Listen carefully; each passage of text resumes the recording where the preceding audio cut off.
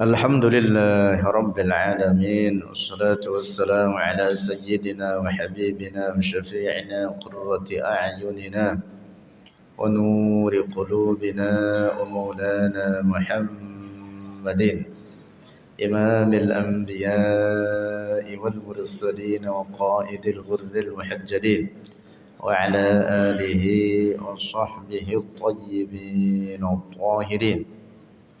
اللهم لا سهل إلا ما جعلته سهلا وأنت يا حي يا قيوم تجعل الحزن إذا شئت سهلا. اللهم ارزقنا الإخلاص في النية والقول والعمل ونعوذ بك من حال أهل النار آمين. Dalam Al-Quran Allah subhanahu wa ta'ala berfirman, Walillahil mathalul a'la. Walillahi, dan bagi Allah, al-mathalul a'la, sifat-sifat yang suci, yang tidak menyerupai segala apapun dari ciptaannya. Sifat-sifat Allah bukan sifat-sifat benda.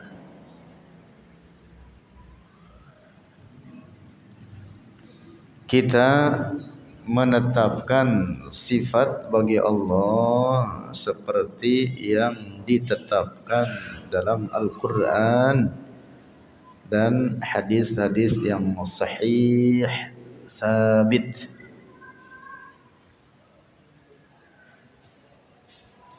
Tetapi sifat-sifat tersebut bukan dalam makna sifat-sifat benda. Sifat-sifat Allah bukan dalam makna sifat-sifat benda. Sifat-sifat yang khusus merupakan sifat benda tidak boleh disandarkan bagi Allah.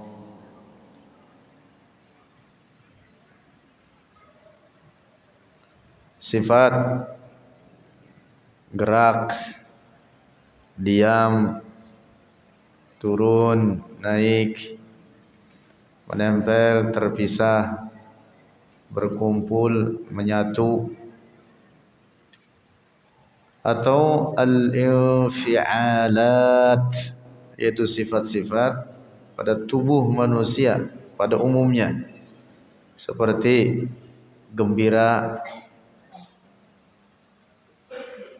sedih, malu. Sifat-sifat semacam itu tidak boleh disandarkan bagi Allah. Penting ini, ingat-ingat ini. Tidak boleh disandarkan bagi Allah sifat malu. Malu itu sifat benda. Allah Maha Suci dari sifat tersebut. Dalam ayat lain Allah Subhanahu wa ta'ala berfirman,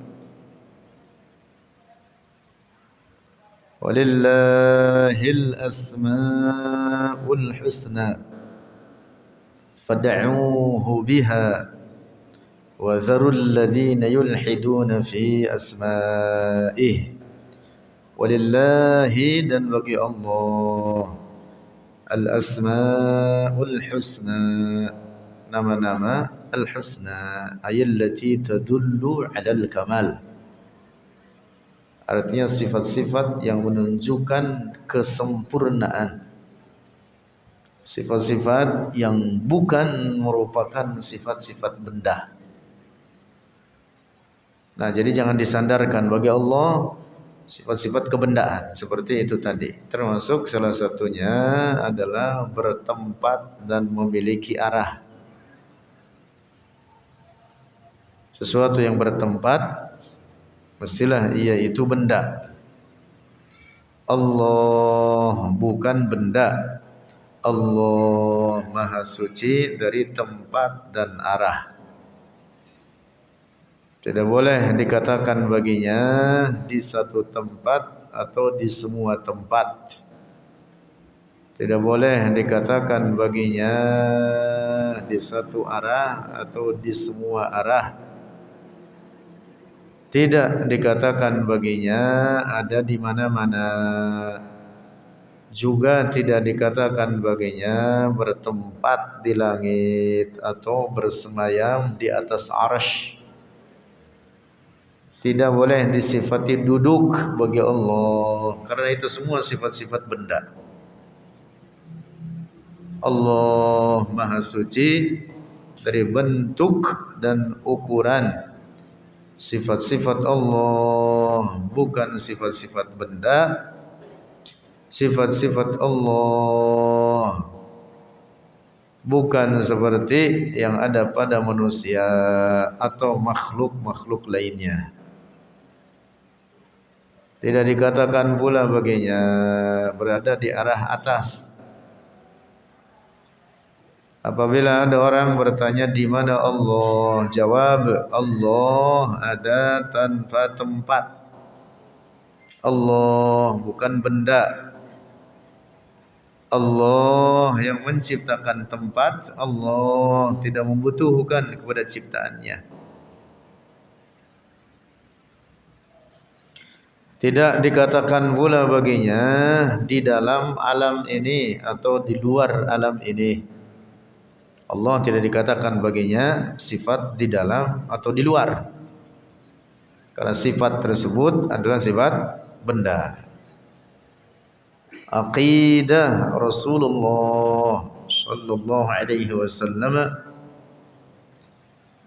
aqidah umat Islam, yang bahkan juga merupakan aqidatu kullil anbiya, keyakinan seluruh para nabi Allah, yaitu Allahu mawjudun bila makan wala yajri alaihi zaman. Allah ada tanpa tempat, tanpa arah. Allah tidak terikat oleh waktu. Allah tidak terikat oleh waktu dan zaman. Tempat, arah, waktu dan zaman, semua itu ciptaan Allah. Allah tidak terikat oleh ciptaan-ciptaannya tersebut. Inilah akidah Rasulullah. Inilah akidah ahli sunnati wal jamaah, sebagaimana dikutip oleh Al-Imam Abu Mansur Al-Baghdadi dalam kitab Al-Farqu Bainal Firaq. Al-Farqu Bainal Firaq, bahwa ahlus sunnati wal jamaah sepakat di atas keyakinan, ijma', konsensus, sepakat mereka di atas keyakinan Allah ada tanpa tempat dan tanpa arah. Wa ajma'u, redaksinya di dalam kitab Al-Farqu Bainal Firaq, Al-Imam Abu Mansur Al-Baghdadi menuliskan wa ajma'u ala anna Allah la yahwihi makan wa la yajri alaihi zaman. Wa ajma'u, dan sepakat mereka ahlus sunnati wal jamaah ala anna Allah, atas bahwa Allah la yahwihi makan, tidak meliputinya oleh tempat, wala yajri alaihi zaman, dan tidak berlaku atasnya oleh waktu, oleh zaman.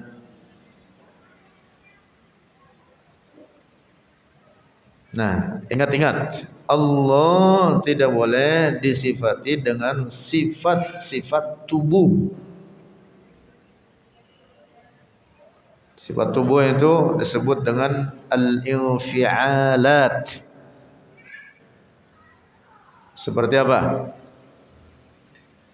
gelisah, gembira, takut, tertawa, tersenyum, malu. Itu semua sifat-sifat apa? Tubuh al-infial. Allah Maha Suci dari sifat-sifat al-infialat, dari sifat-sifat tubuh semacam itu. Tidak boleh disandarkan bagi Allah sifat malu. Adapun yang dimaksud, ada sebuah hadis yang mengatakan innallaha yastahyi minal abdi. Tidak boleh difahami bahwa Allah malu dari hambanya. Redaksi hadis ini menyebutkan tentang seorang hamba ketika berdoa kepada Allah diungkapkan dengan la yastahyi.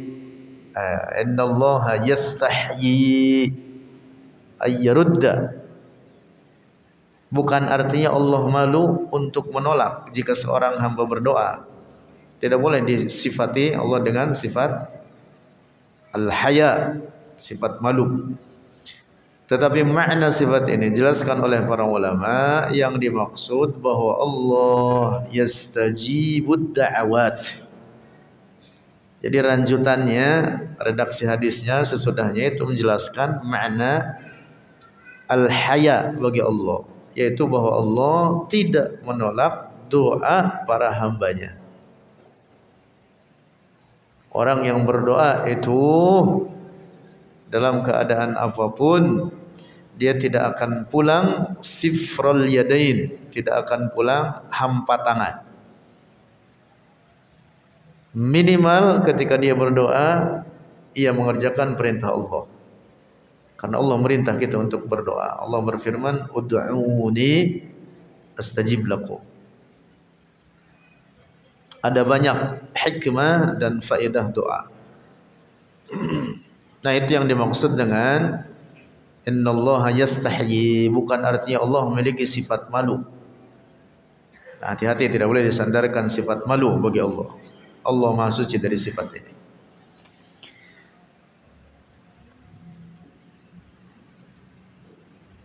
Allah yang menciptakan arsy. Tidak boleh dikatakan Allah bertempat atau bersemayam atau duduk di atas arsy.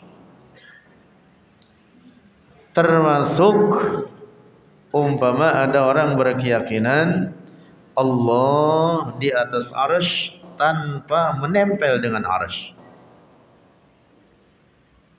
Ini juga sama, pemahaman rusak. Termasuk umpama ada orang mengatakan Allah di atas arsy dan di atas arsy tidak ada tempat. Hati-hati ini. Ini ungkapan kata-kata yang dapat mengelabui.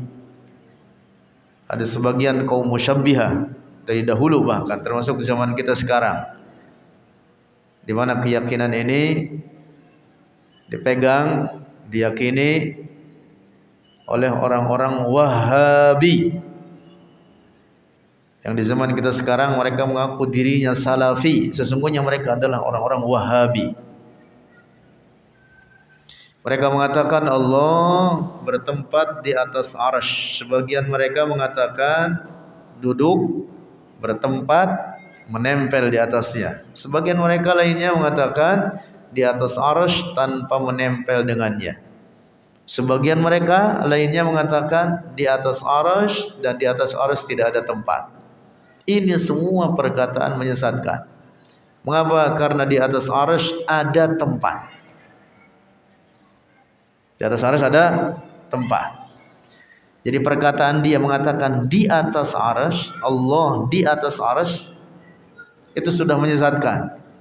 Walaupun dia mengatakan di atas arsy tidak ada tempat, tetap hakikatnya ini orang menetapkan tempat bagi Allah. Mengapa? Karena dia sudah mengatakan di atas arsy. Walaupun dia mengatakan di atas arsy tidak ada tempat, ini orang rusak akidahnya karena sudah mengatakan Allah di atas arsy. dan sesungguhnya di atas arasy ada tempat. Dengan dalil hadis sahih diriwayatkan oleh para ulama kita, dan antaranya diriwayatkan oleh Al-Imam Abu Dawud, Al-Imam An-Nasa'i, Al-Imam Muslim dan lain sebagainya dari para ulama ahli hadis. Sabda Rasulullah mengatakan, innallaha lamma qadal khalqa kataba fi kitabin fahuwa mawdu'an 'indahu fawqal 'arsy inna rahmati sabaqat ghadabi. Inna Allah, sungguhnya Allah, lamma qadal khalqa, ketika menciptakan para makhluk ini. Qada artinya khalaqa. Ketika Allah menciptakan makhluk ini, kataba, menetapkan oleh Allah. Kataba yang dimaksud disandarkan bagi Allah artinya menetapkan oleh Allah. Fi kitabin, dalam satu kitab. Fahuwa mawdu'un 'indahu, dan ini kitab kemudian diletakkan, dimuliakan, dengan dimuliakan oleh Allah. Jadi kata 'indahu di sini ay musyarrafun 'indallah. 'Inda di sini namanya 'indiyatut tasyrif. Fauqal arsy, di atas arsy. Ini kitab diletakkan di atas arsy. Tertulis di kitab tersebut, inna rahmati ghalabat ghadabi. Dalam riwayat lain, inna rahmati sabaqat ghadabi. Inna rahmati, sesungguhnya rahmatku, mana harfiah kalimat ini. Inna rahmati, sesungguhnya rahmatku, sabaqat, mendahului, ghadabi, akan murkaku. Yang dimaksud adalah bahwa tanda-tanda rahmat Allah itu jauh lebih banyak daripada tanda-tanda murka Allah, tanda-tanda ghadabnya. Para malaikat misalkan yang merupakan tanda-tanda rahmat Allah, karunia pada manusia ini misalkan di dunia, itu rahmat Allah. Bahkan di dunia ini rahmat Allah tidak hanya terkhususkan bagi orang-orang mukmin, bahkan orang-orang kafir, binatang-binatang bahkan mendapatkan rahmat Allah. Allah berfirman, wa rahmati wasi'at kulla syai'. Rahmatku meliputi segala sesuatu yang dimaksud di dunia ini. Nah, wa rahmati, inna rahmati sabaqat ghadabi, tanda-tanda rahmatku itu jauh lebih banyak daripada tanda-tanda murka Allah. Nah, itu yang dimaksud dengan tulisan ini. Ini tulisan berada di sebuah kitab yang terletak di atas arsy. Sehingga hadis ini menetapkan bahwa di atas arsy ada tempat. Di atas arsy ada tempat. Kalau di atas arsy tidak ada tempat, tentu Rasulullah tidak akan mengatakan fahuwa mawdu'an 'indahu fawqal arsy. Dapat dipahami ini? Nah, jadi jangan terkecoh dengan perkataan sebagian kaum musyabbihah, kelompok rusak, sesat, mereka yang menyerupakan Allah dengan ciptaannya, di mana mereka mengatakan bahwa Allah di atas arsy, Allah di atas arsy tidak ada tempat. Karena di atas arsy itu ada tempat. Arsy ciptaan Allah. Allah tidak membutuhkan kepada ciptaannya. Tidak boleh dikatakan bagi Allah di atas arsy, baik menempel dengannya atau terpisah darinya. Allah yang menciptakan arsy. Sebelum arsy diciptakan, Allah ada tanpa arsy. Setelah arsy diciptakan, Allah tidak berubah kemudian membutuhkan bertempat di atasnya. Nauzubillah. Itu berarti menunjukkan bahwa Allah berubah.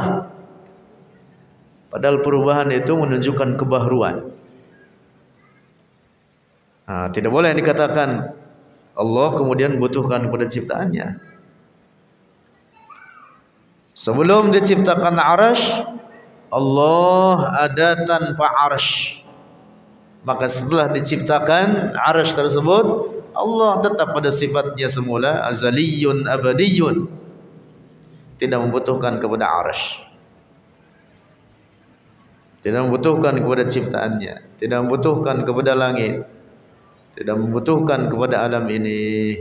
Innallaha ghaniyyun 'anil 'alamin. Allah tidak membutuhkan kepada seluruh alam ini.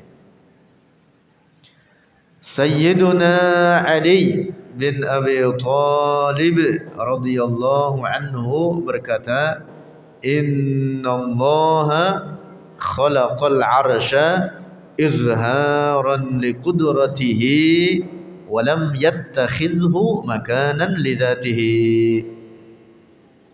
Innallaha, sungguhnya Allah, khalaqal 'arsya, menciptakan arsy, izharan liqudratihi, adalah untuk menampakkan tanda-tanda kekuasaannya.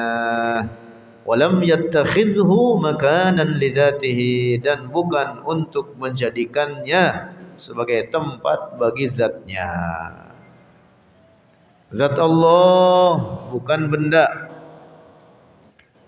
Penyebutan zat bagi Allah bukan dalam makna bahwa Allah memiliki bentuk dan ukuran atau sebagai fisik. Bukan. Apa artinya zat Allah? Ai haqiqatullah. Zatullah ai haqiqatullah, hakikat Allah. Zat Allah artinya apa? Hakikat Allah. Beda dengan manusia. Kalau manusia disebut zat manusia, maka yang dimaksud apa? Tubuhnya, fisiknya, badannya. Tetapi bagi Allah ketika disebut zatullah, tidak boleh difahami dalam makna fisik. Allah bukan benda. Nah, jadi makna zatullah apa? Haqiqatullah. Tapi kalau disebut zatul insan, maka yang dimaksud apa? Jismul insan. Tubuhnya, fisiknya. Tubuh manusia. Kalau disebut zat manusia, maka yang dimaksud adalah tubuhnya, fisiknya. Adapun bagi Allah tidak boleh dikatakan fisik baginya. Tidak boleh dikatakan tubuh baginya. Nah, jadi zat Allah bukan benda, sifat-sifat Allah bukan sifat-sifat benda. Al-Imam Ahmad ibn Hanbal radhiyallahu anhu, juga para ulama lainnya seperti Al-Imam As-Sufiyul Jalil, seorang ahli tasawuf terkemuka, Al-Imam Al-Muqaddam, seorang pimpinan imam yang sangat tinggi derajatnya, yaitu Al-Imam Sauban bin Ibrahim Zunnun Al-Misri. Di kalangan ahli tasawuf sering disebut namanya, yaitu dengan sebutan Zunnun, Al-Imam Zunnun. Dikutip nama beliau ini dalam banyak kitab-kitab tasawuf. Misalkan oleh Al-Imam Al-Qushairi dalam kitab Ar-Risalah Al-Qushairiyah. Al-Imam Ahmad ibn Hanbal, Al-Imam Al-Kabir, Imam Mujtahid, murid daripada Al-Imam Syafi'i, imam besar terkemuka, Imam Mazhab Hanbali. Lalu Al-Imam Sauban ibn Ibrahim Zunnun Al-Misri, juga para ulama lainnya mengatakan, mahma tasawwarta bibalika fallahu bikhilafi dzalika. Mahma tasawwarta, apapun yang terlintas oleh engkau, bibalika dengan hatimu, tentang Allah, fallahu, maka Allah, bikhilafi dzalika, tidak seperti demikian itu. Allah tidak dapat diraih oleh akal fikiran, tidak dapat digambarkan oleh hayalan-hayalan. Allah la tablughuhul awham wa la tudrikuhul afham. La tablughuhul awham, tidak meraih akan Allah al-awham, segala prasangka-prasangka. Wala tudrikuhul afham, tidak dapat diraih oleh segala pemahaman-pemahaman. Wala yatakhassasu bin nafsi, Allah tidak digambarkan dalam jiwa, dalam diri manusia, dalam akal fikiran manusia. Wala yutasawwaru fil wahmi, tidak digambarkan dalam prasangka. Wala yatakayyafu fil aqli, tidak digambarkan, tidak dibentuk dalam akal. Apapun yang terlintas dalam benakmu tentang Allah, maka Allah tidak seperti demikian itu. Nah, pegang teguh ini akidah. Aqidatut tauhid, aqidatut tanzih, aqidatul Rasulillah, aqidah ahli sunnati wal jamaah. Ahlus sunnah yang sesungguhnya, bukan ahlus sunnah abal-abal. Karena banyak orang-orang atau beberapa golongan yang mengaku ahlus sunnah tetapi ajarannya menyalahi ahlus sunnah. Ajarannya merusak akidah Rasulullah, merusak akidah ahlus sunnah. Akidah ahlus sunnah menetapkan Allahu laisa kamitslihi syai'. Allah tidak menyerupai segala apapun dari ciptaannya. Allah bukan benda, sifat-sifat Allah bukan sifat-sifat benda. Allah ada tanpa tempat dan tanpa arah.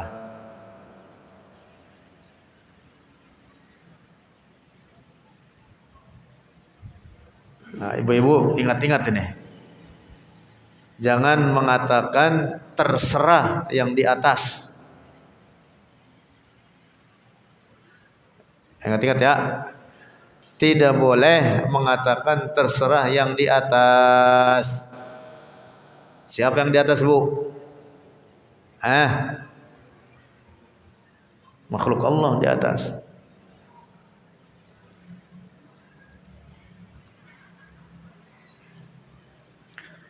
Adapun bahwa kita berdoa menghadapkan telapak tangan kita ke arah atas, mohon kepada Allah, bukan berarti Allah ada di atas, tidak.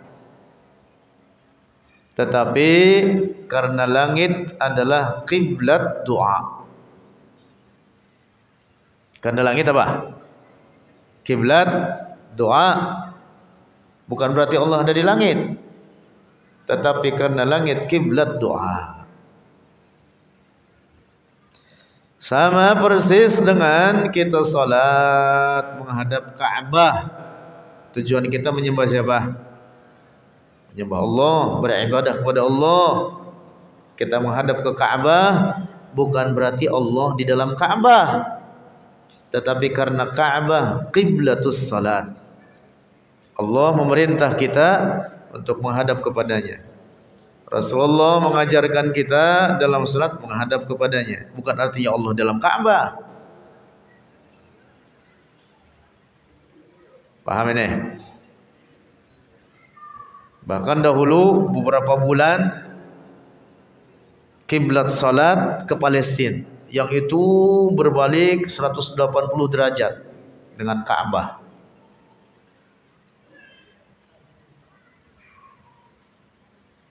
Ke Masjidil Aqsa, Palestina, itu berbalik arah, gini, berbalik arah 180 derajat.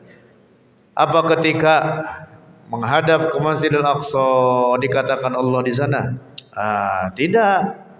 Sebagaimana kita menghadap ke Ka'bah di Makkah, bukan berarti Ka'bah menjadi tempat bagi Allah, tidak. Tetapi Ka'bah kiblatus salat. Demikian pula dengan langit, kita menghadapkan telapak tangan kita dalam berdoa ke arahnya, oleh karena langit adalah kiblatud doa, kiblat dalam doa. Rasulullah mengajarkan kita untuk berdoa seperti itu. Bahkan lebih daripada itu, dalam beberapa keadaan Rasulullah berdoa dengan menghadapkan telapak tangannya ke bumi begini. Dalam hadis sahih riwayat Imam Muslim, ketika doa istisqa, Rasulullah menghadapkan telapak tangannya ke arah bumi. Wa asyara bi dhahri kaffaihi ila sama. Zahrul kaf itu ini, punggung telapak tangan. Jadi membalikan telapak tangannya begini ke arah bumi ketika doa istisqa, talabus suqyah. Dalam hadis sahih riwayat Imam Muslim dalam kitabnya Al-Jami' Sahih. Itu bukan berarti Allah di bawah. Demikian pula menghadapkan telapak tangan ke atas bukan berarti Allah di atas. Tetapi karena langit kiblatud doa. Adapun masjid disebut dengan Baitullah. Demikian pula Ka'bah disebut Baitullah. Bukan artinya Allah bertempat di dalamnya.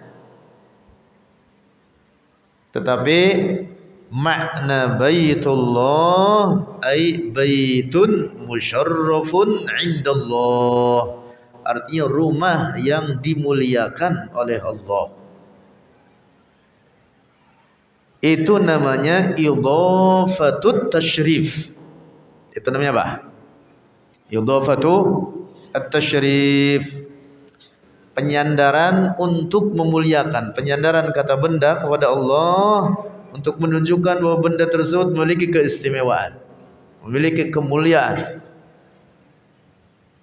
Dapat dipahami nih? Jadi Ka'bah disebut Baitullah, bahkan setiap masjid juga disebut Baitullah. Yang dimaksud apa? Baitun musyarrafun 'indallah, yaitu rumah yang dimuliakan oleh Allah. Mengapa? Karena masjid itu dijadikan tempat ibadah, tempat yang dimuliakan, tempat yang paling dicintai oleh Allah. Di seluruh permukaan bumi ini tempat-tempat yang paling dicintai oleh Allah apa? Al-masajid. Disebutnya dengan khairu biqa'il ard. Tempat terbaik di muka bumi ini adalah al-masajid, masjid-masjid. Karena itulah masjid disebut Baitullah dalam makna ini, baitun musyarrafun 'indallah. Bukan arti Allah dalam masjid. Nah, pahami ini. Adapun bahwa Rasulullah ketika Mi'raj mendapat wahyu dari Allah. Dan ingat ini, tidak boleh dikatakan tujuan Mi'rajnya Rasulullah untuk bertemu dengan Allah, bahwa Allah berada di arah atas lalu Rasulullah mendekat kepadanya atau menghadap kepadanya. Nauzubillah, tidak boleh katakan begitu. Ingat-ingat ini. Apa tujuan Mi'raj? Litasyrifir Rasul, adalah untuk memuliakan Rasulullah, bi'itla'ihi ala ajaiba fil alamil ulwi, adalah untuk memuliakan Rasulullah dengan diperlihatkan kepadanya tanda-tanda keagungan Allah di alam atas. Bahwa Rasulullah ketika Mi'raj mendapat wahyu langsung dari Allah, itu tidak menunjukkan Allah ada di arah atas. Rasulullah yang bertempat di situ. Adapun Allah ada tanpa tempat. Sama dengan Nabi Musa mendapat wahyu langsung dari Allah di Gunung Tur Saina. Bukan berarti Allah ada di gunung tersebut, Nabi Musanya yang ada di gunung itu. Adapun Allah ada tanpa tempat dan tanpa arah. Ingat-ingat ini. Jadi tidak boleh diyakini bahwa Rasulullah Mi'raj naik ke atas dikatakan untuk bertemu dengan Allah. Nauzubillah. Tidak ada redaksi Al-Quran atau hadis-hadis Rasul mengatakan seperti itu. Tidak ada. Al-Quran mengatakan apa? Linuriyahu min ayatina. Subhanalladzi asra bi'abdihi laylan minal masjidil haram ilal masjidil aqsa alladzi barakna hawlahu linuriyahu min ayatina, untuk kami perlihatkan, kata Allah, terhadap Rasulullah Nabi Muhammad min ayatina, dari tanda-tanda keagungan kami, kekuasaan kami, kata Allah. Allah yang menciptakan alam ini, Allah tidak membutuhkan kepada alam ini. Termasuk bagian daripada alam adalah tempat dan arah. Tempat dan arah ciptaan Allah. Allah tidak membutuhkan kepada tempat dan arah. Nah, paham ini? Inilah akidah Rasulullah, aqidat ahli sunnati wal jamaah, aqidah asy'ariyah maturidiyah. Aqidah asy'ariyah maturidiyah, aqidat ahli sunnati wal jamaah. Asy'ariyah dinisbatkan kepada Al-Imam Abul Hasan Al-Asy'ari. Al-Maturidiyah disandarkan kepada Al-Imam Abu Mansur Al-Maturidi. Ini dua imam Ahlus Sunnah. Nah, jadi Ahlus Sunnah wal Jamaah adalah dua kelompok ini, Asy'ariyah, Maturidiyah dalam akidah. Demikian dinyatakan oleh para ulama kita, di antaranya dinyatakan oleh Al-Imam Al-Hafiz Muhammad Murtadha Az-Zabidi dalam kitab Ithaf As-Sadatil Muttaqin bi Syarhi Ihya'i Ulumiddin. Ini kitab besar, syarah bagi kitab Ihya. Kitab Ihya itu karya Imam Ghazali, disyarah oleh Al-Imam Muhammad Murtadha Az-Zabidi. Beliau ulama besar, ahli hadis terkemuka, Al-Hafiz, juga ahli bahasa, ahli fikih. Banyak karya beliau ini, Muhammad Murtadha Az-Zabidi. Nah, di dalam kitab ini, dalam kitab Ithaf Sadatil Muttaqin, Al-Hafiz Muhammad Murtadha Az-Zabidi menuliskan, "Idza utliqa ahlus sunnati wal jamaah fal muradu bihim al-asy'ariyatu wal maturidiyah." Jika disebut nama Ahlus Sunnati wal Jamaah, maka tidak lain mereka itu adalah Asy'ariyah Maturidiyah. Nah, pegang teguh. Orang-orang tua kita, engkong kita di atas keyakinan ini. Mayoritas umat Islam dari masa ke masa, para ulama kita dari zaman ke zaman di atas keyakinan ini. Imam Al-Hafiz Al-Baihaqi akidahnya Asy'ariyah. Al-Imam Al-Hafiz Ibnu Asakir, ahli hadis terkemuka di daratan Syam, akidahnya Asy'ariyah. As-Sultan Salahuddin Al-Ayyubi, akidahnya Asy'ariyah. Al-Imam Al-Hafiz An-Nawawi Yahya ibn Sharaf, wafat tahun 676 Hijriah, akidahnya Asy'ariyah. Al-Imam Al-Ghazali, wafat tahun 505 Hijriah, akidahnya Asy'ariyah. Juga para ulama lainnya, para ahli hadis, Al-Hafiz Al-Iraqi, Al-Hafiz As-Sakhawi, Al-Hafiz Ibn Hajar Al-Asqalani, Al-Hafiz Ad-Dimyati, para ulama ahli hadis terkemuka, huffazul hadis, di atas akidah ini, Asy'ariyah Maturidiyah, Ahlus Sunnati wal Jamaah. Pegang teguh akidah ini, selamat di akhirat. Inilah kelompok yang dijamin keselamatannya oleh Rasulullah. Inilah kelompok yang disebut dengan Al-Firqatun Najiyah, kelompok yang selamat. Wallahu a'lam bissawab. Astaghfirullahaladzim, astaghfirullahaladzim, astaghfirullahaladzim. Lakal hamdu ya maulana ya ma'budi. الحمد لله رب العالمين، والصلاة والسلام على سيدنا محمد في الأولين والآخرين وعلى آله وصحبه أجمعين. اللهم انفعنا بما علمتنا وعلمنا ما ينفعنا وارزقنا علوما تنفعنا وزدنا علما. اللهم لا تدع لنا في مقامنا هذا ذنبا إلا غفرته، ولا هما إلا فرجته، ولا دينا إلا قضيته، ولا مريضا إلا شفيته، ولا حاجة من حوائج الدنيا والآخرة إلا قضيتها ويسرتها يا رب العالمين، بجاه نبينا محمد طه الأمين، وبحقه وبحرمته يا أرحم الراحمين. وصلى الله على سيدنا ومولانا محمد، والحمد لله رب العالمين.